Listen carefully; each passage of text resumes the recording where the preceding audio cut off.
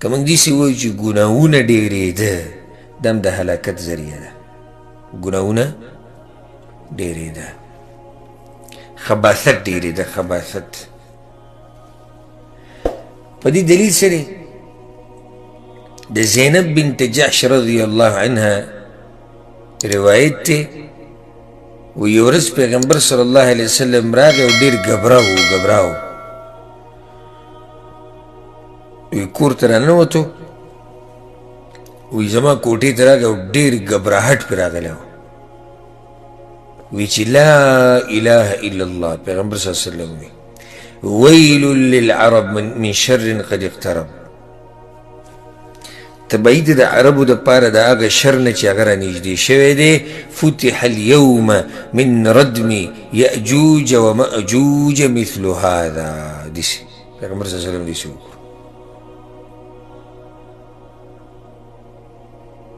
وحلق بإصبعه الإبهام والتي تليها يدو قطن حلقة جوړه کړه پیغمبر صلی الله علیه وسلم وی د یاجوج و ماجوج چې کوم دیوال دی په هغې کې معمولي سورې دغه ګوتې له اشارې چې وکړو دومره سورې پکې وشو دا شر رانږدې شوی دی زینب وی ما د پیغمبر صلی الله علیه وسلم نه تپوس وکړو چې یا رسول الله انهلک وفینا الصالحون دا زموږ دلیل دی ګوره انهلک وفینا الصالحون یا رسول الله موږ به هلاک کیږو په موږ کې به نیکان خلک وي یعنی نیکان به یي او موږ به هلاک کیږو پیغمبر صلی الله علیه وسلم ورته نعم اذا کثر الخبث او تبا کیږي به سره د نیکانو چې کله خباثت عام شي چې کله فحاشي عام شي چې کله د الله نافرمانیانې عامې شي او ډېرې شي نو بیا به تاسو هلاک کېږئ سره د نیکانو خلکو نیکان به مي صحیح ده چې نیکان به بیا د هغوی په نیتونو باندې راپاڅولی کېږي خو دې ټیم کې چې دا کوم عذاب راغی هغې کې به د نیکان هم ختمیږي اب ورسره هم هلاک کېږي معنی دا چې د وچو سره بېلمدم سوځي نو د دې خباثت ته ډېرېدو د لاسه خباثت ته ډېرېدو د لاسه په ټولو باندې هلاکت راځي که نیک عمله پکې دي او که بد عمله پکې دي سبحان الله هسې یو خبرې ته سوچ وکئ لکه د زینب د پیغمبر صلی الله علیه وسلم نه څه تپوس وکړو وی په موږ کې به نیکان یي او هلاک کېږو به نو بیا هم څه خیال دی پیغمبر ورته وي او که نه نو سم خیال دی چې دا نیکان لږي او یا بالکل نه نو بیا به څنګه هلاکت یعنی نیکان شتي او هلاکت راغی نو چې دا نیکان لږي بیا به څنګه هلاکت او چې دا نیکان بالکل نه نو بیا به څنګه هلاکت فکیف مع قلتهم چې کله دوی قلت راشي او مع عدمهم او یا بالکل چې دا نیکان خلک ختم شي نو بیا به څه حالي نو ګناهونو نه خباثت نه فسق او فجور نه د دې نه لرې ساتل پکار دي ځان او کومه معاشره کې چې خباثت او فسق او فجور او ګناهونه د عام شوي دي هغه معاشره تباه شوې ده ظهر الفساد في البر والبحر بما كسبت ايدي الناس فساد او ګناهونه او د الله نافرماني عامه شوې ده په وچه او په لمده باندې په وچه او په لمده کې ګناهونه ډېر شوي دي الله اکبر که مشرق ته ګورې که مغرب ته ګورې فرض عبادتونه د خلکو نه ضایع شوي دي حرام کارونه پکې بعضو حلال کړي دي انسان حیران شي چې د حالاتو ته وګوري سړی په سوچ کې پرېوځي چې دا څه روان دي او دا څه قیسه ده د دې روجې د مبارکه میاشت د دې لحاظ پکې نشتی د جومات لحاظ نشتی د اذان لحاظ نشتی د عالم لحاظ ورک شوی دی د دیندار لحاظ ورک شوی دی او ډېر لږ دي چې د لحاظ کوي ومن يعظم شعائر الله فإنها من تقوى القلوب دا د زړه تقوا ده چې څوک د الله د دین د نښو قدر کوي او هغه ډېر لږ دي نور ګناهونه عام شوي دي فحاشي کمې درجې ته رسېدلي ده راشه وګوره کنه راشه د فیسبوک وګوره راشه د هغه زنانه او غریبانو حال وګوره چې هغه حیاناکې پردې والا زنانه وي هغه زنانه هم د فیسبوک او د جاخو بې پرده کړي راشه کوم شرم چې د دې د لاسه جوړ شوی دی ته به ورته حیران شي الله د عذاب نه یېرېده پکار دی الله بندګان دا خباثت چې سړی ښي او مخې ته او شاته او ښي او ګس ته وګوري سړي په دې جسم باندې داغونه ځګ شي دغه دی د الله عذاب راغی او دغه دی د الله عذاب راغی مسلمانانو ملکونو ته وګوره پرېږده د انګریزانو ملکونه هغه جدا مسله د هغو اسم زناور دي انهم الا کالانعام بل هم اضل الله وي د زناورو د څاروونو هم بدتر دي زه د مسلمانانو خبره کوم راشه د مسلمانانو حال وینا مسلمانانو کې فحاشي وینا د مسلمانانو د زنانو بې پردګي وینا بې حیایي وینا په بعضو ځایونو کې خو به تا ته داسې ښکاري شي لکه چې زه چېرته د انګریزانو په علاقه کې یم د انګریزانو په ملک کې ګرځم داسې فحاشي او داسې حالات به وینې په بازارونو کې او په میلو کې او په پروګرامونو کې چې ته به حیران شي چې داسې ګناهونه کله عام شي که نه او داسې خباستونه کله عام شي نو بیا عذاب راځي او په دغه عذاب کې نیکان به کوم راګیرېږي په هغه عذاب کې بیا نیکان خلک کوم راګیرېږي نو یو دا وجه شوه درېیمه وجه په ننني درس کې ترک الامر بالمعروف والنهي عن المنکر د ښه کار امر پرېښوده او د بد کار نه منع کول پرېښوده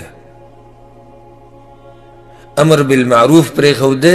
نهي عن المنکر پرېښوده یعنی چاته د ښه کار نه ویل او څوک د بد کار نه نه منع کول دا هم د هلاکت یو ذریعه ده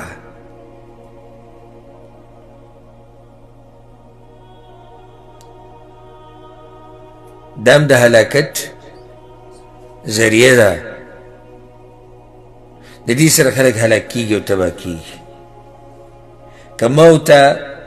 دا لویه فریضه پرېښوده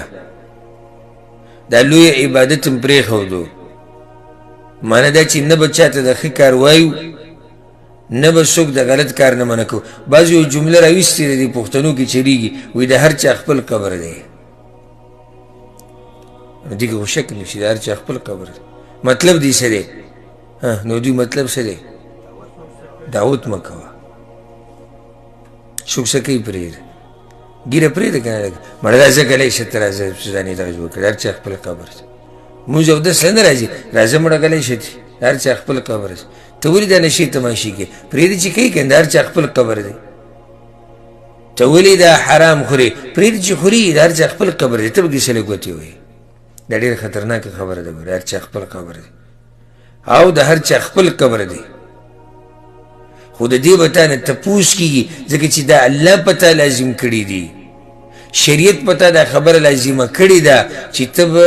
یو مسلمان ته د ښه کار وې او د بدو نه مې منع کې څومره چې ستا وس او طاقت یې وس او طاقت یې خو دې خبره باندې هغه سړی پوهېږي چې په هغه کې د ایمان غیرت وي پکې صحیح د ایمان غیرت پکې غیرت حدیث مشهور حدیث ته پیغمبر صلی الله علیه وسلم سوی من رأى منکم منکرا فلیغیره بیده په تاسو کې چې څوک ناروا کار ویني نو په لاس ته بدل کړي چې د لاس طاقت یې یله فإن لم یستطع فبلسانه که په لاس یې نشي کولی نو بیا دې په ژبه باندې په دې ردو کې که په ژبه نشي کولی فبقلبه په زړه کې دا کار بد وګڼي دا ځای دې ورته پرېږدي خبره مې څه کوله د غیرت که نه واوره پیغمبر صلی الله علیه وسلم څه وایي او د دې نه اخوا د شړشمو د دانې امر ایمان هم بیا نشتي ګورئ یعنی یو سړی دی ګناه کوي نه د ګناه ته په زړه کې بده ګڼي نه ورته دا ځای پرېږدي بیا هم د هغه سره کینې پاسې هېڅ غیرت په سړي کې نه راځي پیغمبر صلی الله علیه وسلم وایي د دې نه اخوا د شړشمو د دانې امر ایمان هم نشتي او دا سړی د منکر دا ردی چې په زړه سره وکړو دا هم ګورې کمزوري ایمان والا دی دا کوم ایمان والا دی کمزوري ایمان والا نو چې چا کې ایمانی غیرت وي که نه ایمانی غیرت نو هغه دې ته نشي کتی او دې ته نشي ټینګېدی چې د هغه د رب نافرماني دې کېږي او هغه دې نندارې کوي یې په لاس منه کوي که دغه طاقت نه رسي په ژبه که په ژبه ده ځای ورته پرېږدي په زړه کې د هغه نه خفه شي په زړه کې دا کار بد وګڼي او که دا کار موږ ونه کړو موږ به تباه کېږو یو سړی به وایي چې په دې څه دلیل دی چې موږ به تباه کېږو په صحیح بخاري کې یو حدیث دی د دې مثال پیغمبر صلی الله علیه وسلم داسې ورکړی دی کمثل قوم استهموا على سفینه فاصاب بعضهم اعلاها وبعضهم اسفلها د حدیث ته وکړی ګوره یو قوم دی کشتۍ ته وختو یو قوم کشتۍ ته وختو بعض د کشتۍ په دې اولني حصه کې دي برخه کې دي او بعض لاندې دي بعض بره دي بعض کته دي فكان الذين في أسفلها إذا استقوا من الماء مروا على من فوقهم دی لاندینو ته چې به کله د اوبو ضرورت راغی نو چېرته به تلو بره به ختو کې بره ته موږ له اوبه راول هغوی به دریاب نه اوبه راواخیستې نو دی لاندو دا ووی لو أنا خرقنا في نصيبنا خرقا ولم نؤذي من فوقنا لاندینو مشوره وکړه وایي داسې ولې نه کوو لاندې به ځان له یو سورې وکړو نو اوبه به دننه ډایرکټ موږ ته راځي او هغوی به نه تنګېږي بره خلک به نه تنګو او موږ به هم نه ستړي کېږو پیغمبر صلی الله علیه وسلم وایي ګوره فإن يتركوهم وما أرادوا هلكوا جميعا که دوی د بره چت والا دوی پرېښودو چې صحیح ده په دې کشتۍ کې لاندې سوری وکوي نو ټول به تباه کېږي وإن أخذوا على أيديهم نجوا ونجوا جميعا او که دوی منع کړو نو دغه لاندیني چت والا به هم بچ شي د برني چت والا به هم بچ شي دا مثال د پیغمبر صلی الله علیه وسلم د څه شي بیان کړو څه لپاره ما به څوک پوه ټول به تباه شي او که ته راولګېدې د خپل مسلمان ورور لاس دې ونیو د غلط کار نه دې منع کو او ښه کار دې ورته وښو نو هغه هم کامیاب شو ته هم کامیاب شوې او چې هغه دې د غلط کار نه منع نه کو د ښه کار دې ورته ونه وي نو هغه هم تباه شو او ته هم تباه شوې حدیث کې دا راځي امام ترمذي راوړی دی ګوره پیغمبر صلی الله علیه وسلم وایي والذي نفسي بيده باغا الله میرے قسمی د چا په لاس کې چې زما ساده لتأمرن بالمعروف ولتنهون عن المنکر خامخا ګوره پیغمبر صلی الله علیه وسلم څه وایي خامخا لازم به تاسو د ښه کار امر کوئ د بد نه به منع کوئ او لیوشکن الله ان یبعث علیکم عقابا منه ګینه که داسې مو ونه کړو الله به د باندې عذاب راولي بیا به دعاګانې غواړئ او دعاګانې به هم نه قبلیږي نن سبا ډېر خلک دا شکایت زموږ خوا له راوړي او تپوس کوي وایي دعاګانې هم نه قبلیږي د دعاګانو د نه قبلېدو د نن سبا دور کې یوه غټه وجه هغه دا ده چې موږ امر بالمعروف او نهي عن المنکر پرېښودی زموږ په مخ کې زموږ سترګو په مخ کې یو سړی د الله سره دشمني کوي په موږ کې دومره طاقت نه وي چې هغه ته نصیحت وکړو هغه منع کړو د دې کار نه د دې کار نه یې کرکه وکړو دا ځای ورته پرېږدو دومره غیرت په موږ کې نه وي ایمانی غیرت ختم شي ما سو ایمانی غیرت ختم شي یو سړی که ستا په مخ کې ستا د پلار بېزتي کوي، د هغه د احکاماتو، د هغه د اوامرو، ته به ورته صبر نه کوې صبر. نو بیا څنګه په دې باندې صبر کېږي؟ سړی ستا په مخ کې د الله نافرماني کوي، سړی ستا په مخ کې د پیغمبر صلی الله علیه وسلم نافرماني کوي، ته په دې څنګه صبر کوي؟ نو امر بالمعروف والنهي عن المنکر، په دې باندې د مسلمانانو اجماع ده. ګوره اجماع په دې باندې د مسلمانانو اجماع ده چې دا کار لازم دی، خو ورسره شرط دا دی چې لازم دی د وس مطابق. د قانون یاد کړئ. ګوره بعضو کسان په دې خبره صرف پوه شوي دي چې دا کار لازم دی، خو په دې ورسره نه دي پوه چې د وس مطابق. اوس ته په لاره کې یو کس وینې سګرټ څکي او ولاړ شي سوټی پسې راولي دا ککرۍ ولې ووایي، صحیح کار دی غلط دی؟ غلط دی. تا له چا دا اختیار درکړی چې ته داسې وکړه؟ اوس پلار دی راولګېد زوی ووه، کولی شي.